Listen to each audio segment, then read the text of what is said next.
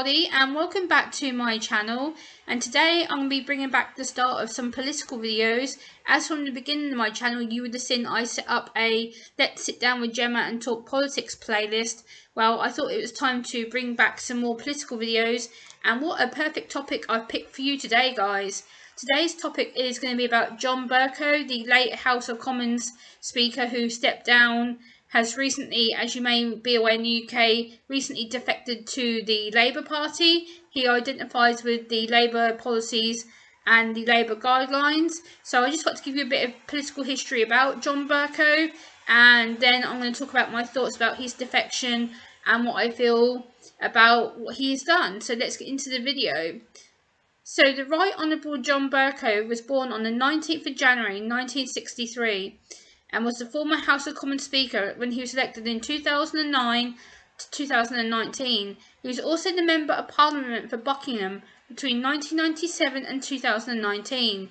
He was also a member of the Conservative Party before becoming Speaker. Mr Bercow was a councillor also in Lambeth before being elected for Buckingham seat in the 1997 election. He was then also elected for the Shadow Cabinet in 2001. He held posts under Ian Duncan Smith and Michael Howard. In November 2002, he resigned over a dispute over Adoption and Children's Act 2002.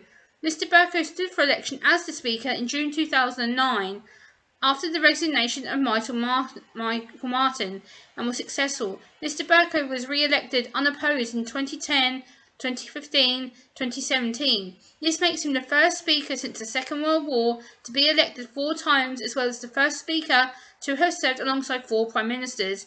He remained being the Speaker until the 31st of October 2019. He was then appointed the Manor of Northstead on the 4th of November 2019. John spent 10 years as the House of Commons Speaker. He became the longest running Speaker since Edward Fitzroy, who served as 15 years as Speaker between 1928 and 1943. So, I hear you asking about John's rumours of leaving the Conservative Party back when he was a Speaker. Yes, this is true. There were rumours of John defecting back in 2007, but he never actually defected. But what he did do was he accepted an advisory post on Gordon Brown's government review of support for children with special needs, language and communication disorders. This was with consent of the Conservative Party at the time, as Bercow has a lifelong interest in this topic due to his son Oliver being diagnosed with autism at the time. So that kind of covers that area of it. And then I hear you ask, oh well, you talk about his defections, you might as well talk about the bullying accusations. So I'm going to touch on it very, very carefully, as obviously it is still an ongoing investigation. But John Bercow faced many bullying accusations. As the media and everybody knows, John was accused of bullying and harassment. This started in May 2018 when Bercow's former private secretary Angus Sinclair alleged on the BBC Newsnight programme that Bercow had repeatedly bullied him. Sinclair said that he was told to sign a non-disclosure agreement when he left his post to prevent him revealing the full truth of the bullying. Since this announcement has come out, Bercow has denied all allegations of bullying. Let me stress that Mr Bercow has actually spoken about this publicly and has denied all aspects of bullying and harassment that have been put towards him.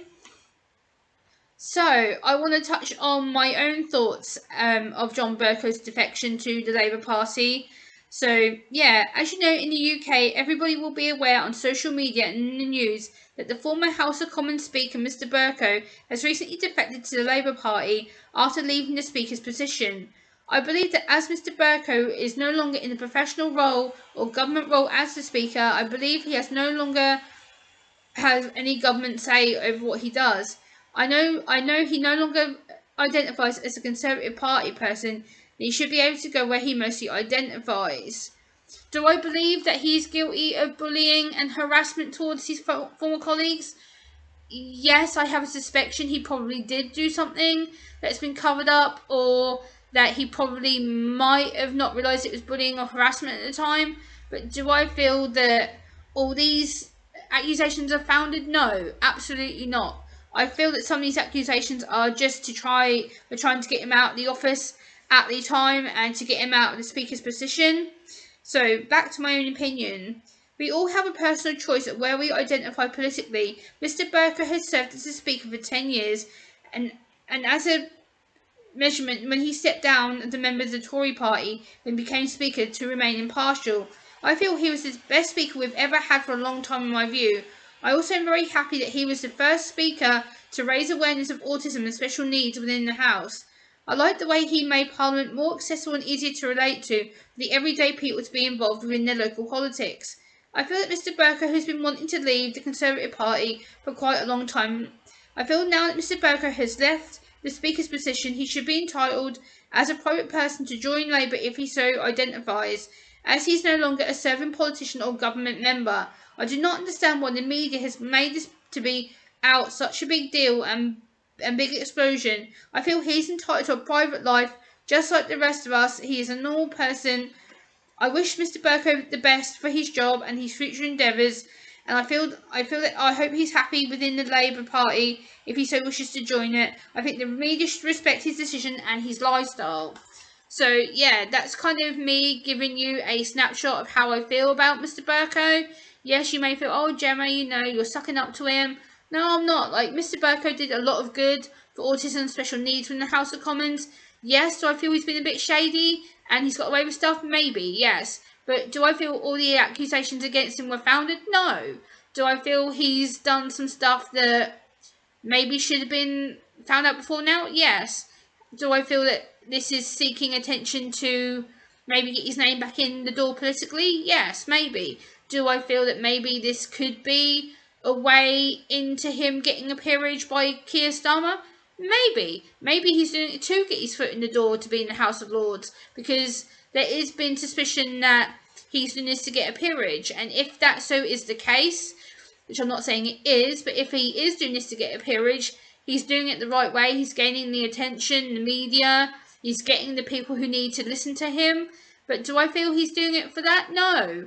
I feel he's doing it as a way to raise awareness that he's still wants to be involved in politics, he's still politically active, he still has that political interest, and I wish him the best of luck. So let me know if you agree with me down in the comments down below. I will also link the articles and the videos down below in the video description, as I don't want to get a copyright strike.